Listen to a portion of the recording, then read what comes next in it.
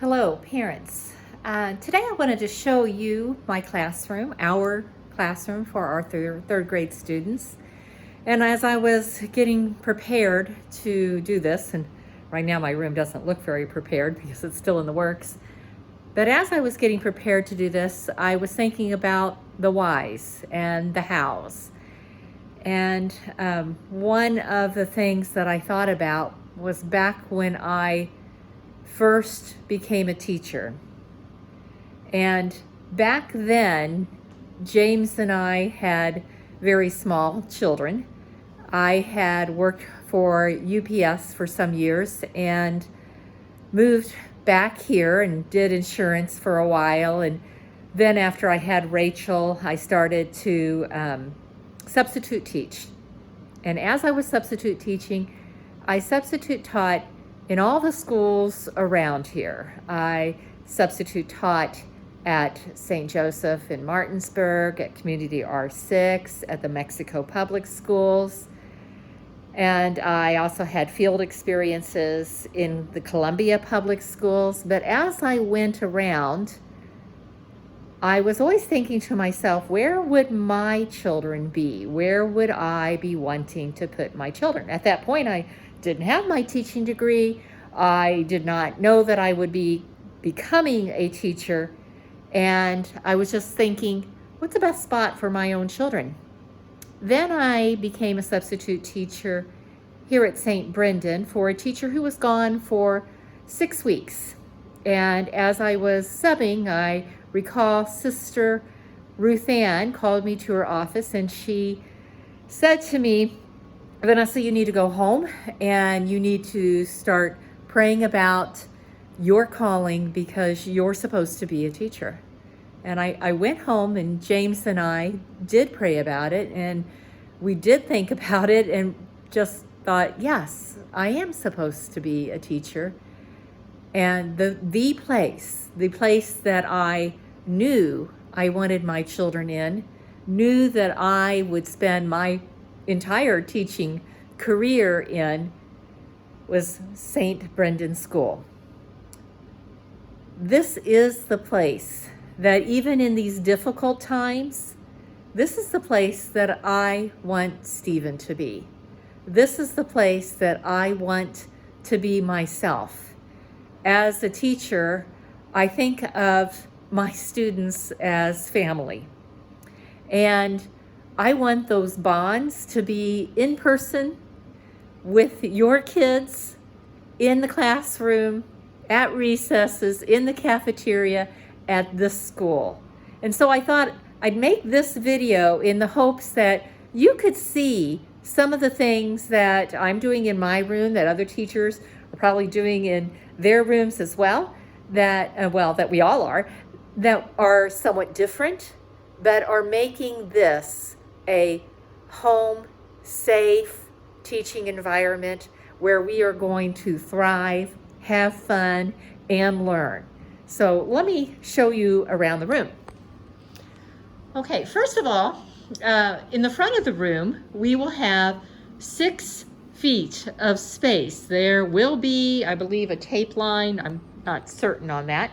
But that space the teacher will have to be able to remove their mask and make eye contact with your students.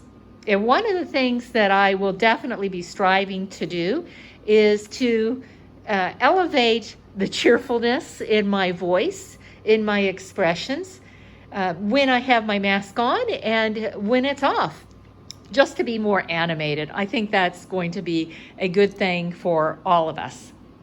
Your students will be in chairs that are 6 feet apart, but I don't want you to feel that your child is going to be locked to their place, because in their place they won't have a mask.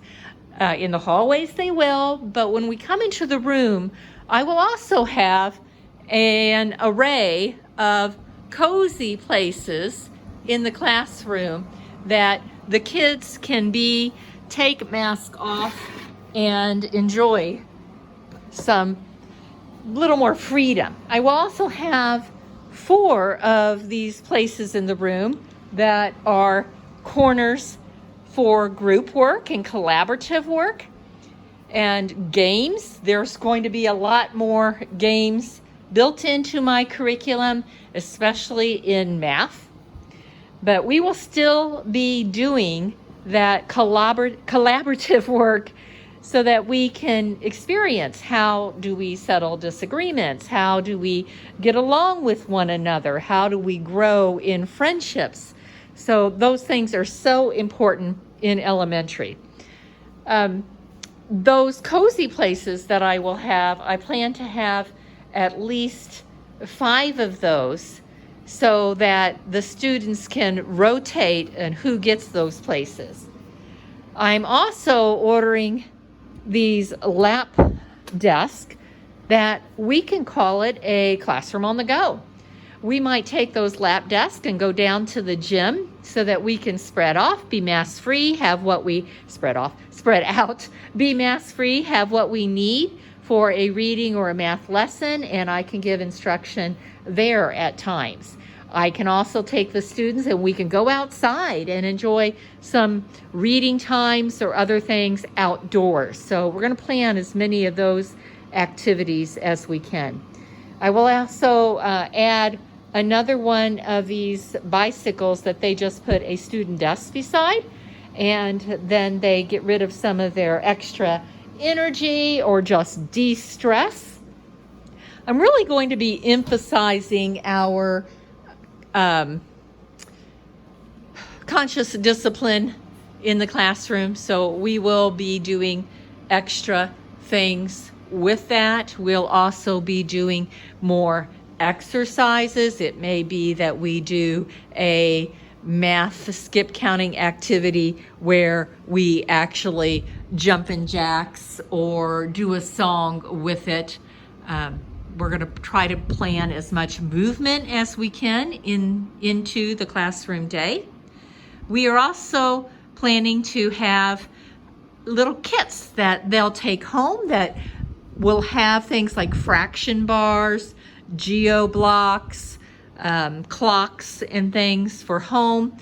And then they will have the same tools at the house that they will have in the classroom in the event of a short period of a closure. My hope is that we don't even have one, but if we do, we will be prepared. I have made an assortment of Google Slides to walk my math lessons through the entire lesson with Google Slides that your children will then have access to at home. So if they have any confusion on a math lesson, they will have what I used in my instruction for the day that they can look at home. And when they have homework, they can figure it out that way. We will still be working with our foundations, and I have ordered the Aussie pouches for our desks so that we don't have to pass them out, but we will have those handy at the desk. I've also made an assortment of anchor charts, one for every week's unit in foundations, and I'm working on doing those kind of things for our reading and math just to update my charts. Sometimes I think as a teacher, I do something and then I pull up the old one and it's not as fun or as engaging as one that isn't faded or one that this class didn't make together. So we will be doing a lot of anchor charts also that we'll be making as a class. Every child in the building is going to have a Chromebook, which is fantastic. So when I walk them through a Google Slides lesson in the room, they'll know exactly how to do that. And in my Google Slides, I will have links to games that they can do in their free moments in the classroom or in their breakout spots inside of the classroom in their cozy corners. So we will be able to use those Chromebooks and really have the knowledge of how to use Google Classroom, Google Slides, and our websites that we would use in third grade anyway, but I am hoping to expand that as well. So I really think that the whole idea of how hard Mrs. Colson worked and the committee worked to plan out things for our school. It's just such a wonderful thing that we have created the plan. Now we're going to work the plan, and then it brings into fruition all of those labors, and your children will have the benefits of that. And this is a classroom, this is a school where prayer and the saints are with us always. And we are going to be learning more this year about the things in our religion lessons, our saints, and how we can find strength and encouragement through the lives and the examples of the saints. And St. Brendan School is just a wonderful place to be. I can't wait to be a teacher again and to have your students in my room. So I'm really looking forward to it. I hope to see your child in this classroom soon. Love and prayers. Have a good day.